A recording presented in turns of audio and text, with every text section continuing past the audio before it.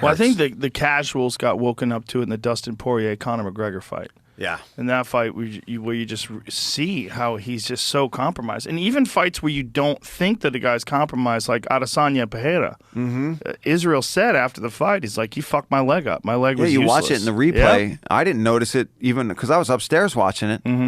And then when they started showing the highlights later on, I was like, wow, he like went down from the one check too. So he checked it really weird. And well, he kind of like got calf tripped kicked over his foot and then went down. So we said, oh, he just stumbled. But it was really because his leg wasn't working well anymore. already. Yeah. It was the first round. I went and I've watched that fight several times. And apparently so has Alex Pereira made Glover watch it every time he comes over. Apparently he puts it on. Yeah. I watched it again, and it's that first round. That first round, he fucking really chops at it. He's got a very strange style. It's very uniquely Pereira? his. Yeah, the stand-up style. It's very different. Like his hands, he stands like this. He's just freakishly long and big for that weight class. And his power is preposterous. You can you ever see some of those guys? Like when you look at certain skinny guys, and I'm not calling him. He's not like a. He's lean, but he's lean and tall and lean. Those guys are the guys I worry about because it's those guys that hit freakishly hard. That it's the big muscle guys. You know that guy's going to hit you hard, but it's these sneaky, tall, lean guys. Those Tommy Hearns looking dudes. Yeah, and they when they turn into those hooks, his left hook, so much torque and leverage. His fucking left hook is a thing of beauty, man. It really is. I mean, his everything is fucking sick. Scary dude. He's such a scary guy, and the high-level kickboxing experience that he has, like coming over from Glory. I'm very interested to see what Israel does different in the second fight, but I'm really interested in seeing him against someone who can wrestle. That's what I'm really interested in. I was just going to say, it's kind of working out perfectly for Alex, where you get another shot. Yeah. You get to go and face Israel again. That's the best matchup for you. You got a guy that is probably going to stand with you for as long as the fight lasts. Yeah. When he's really going to get challenged is when he has somebody that's going to say, that Marvin Vettori. I'm going to grapple your ass. I'm going to pressure you up against the fence. And for guys like Vettori, it's got to be like, all right, they want him to stay the champ. Yeah. Because Izzy already had their number and he's been there. But as long as Pereira's in there, another kickboxer, but with a different style, maybe not as much experience in the grappling department, they're chomping at the bit to get in there. Well, not necessarily at the bit they are. He's fucking scary.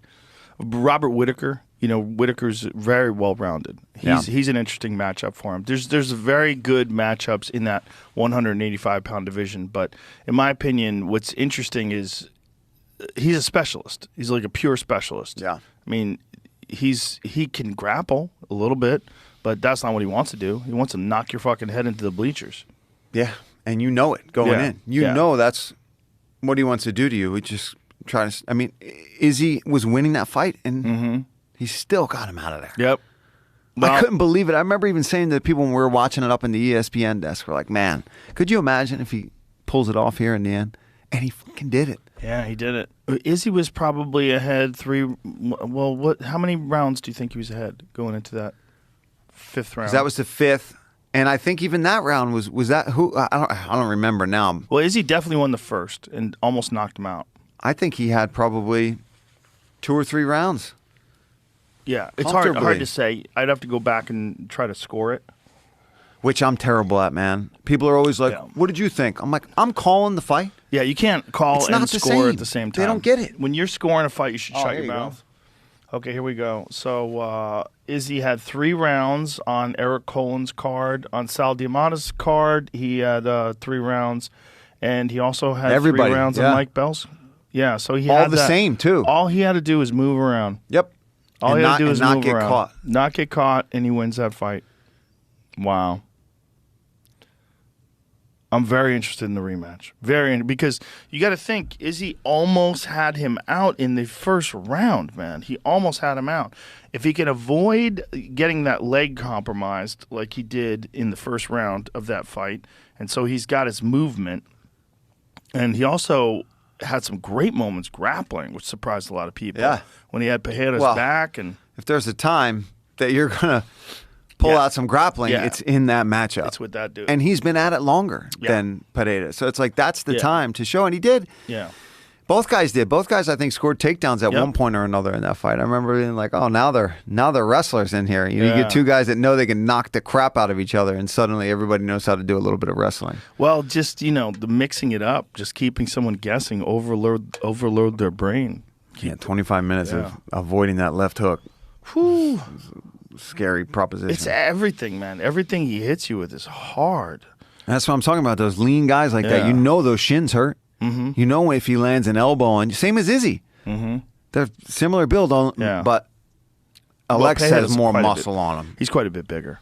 I mean, I think Pereira, when he actually weighed into the fight, was above 220. Yeah. When he was inside the octagon for the fight, was above 220. Whereas you got to remember when Izzy fought Jan Blachowicz for the light heavyweight title, he was only 194. Yeah. I mean, Izzy's one of those guys that he's not cutting that much weight. He's not cutting any weight. And even when he wanted to go up to light heavyweight, he's like, I'm not cutting any weight. I'm going to fight as I fight. Which makes sense. Especially if you're not planning on making that transition permanently, you don't want to go and add on all that size. And the other thing that drives me nuts about when I hear these fighters, and I think it's really the strength and conditioning coaches feeding bullshit more than it is the fighters. They're just listening to what they're being told. But you don't put on 20 pounds of muscle in a month. You ever hear these guys in fighter meetings? We'll be talking to them and be like, well, I put on about 10 pounds of lean muscle mass for this camp. I'm like, this particular camp, in 6 you've weeks. put on 10 pounds. 10 pounds of muscle mass. How are you going to pass your piss test?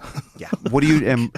What supplements are you taking for that? Air quotes supplements. Like, get the fuck out. You didn't put on 10 pounds of muscle. Yeah, that's a lot. You're out of weight. your mind. Yeah. You probably gained some water weight. And it's like, you got stronger. what kind of scanning are they doing of their body composition before they say these things? It's the coach doing the eyeball scan saying that you put on 10 pounds of muscle for this one. Well, you know, I always go back to the Roy Jones Jr. Ruiz fight when he fought John Ruiz.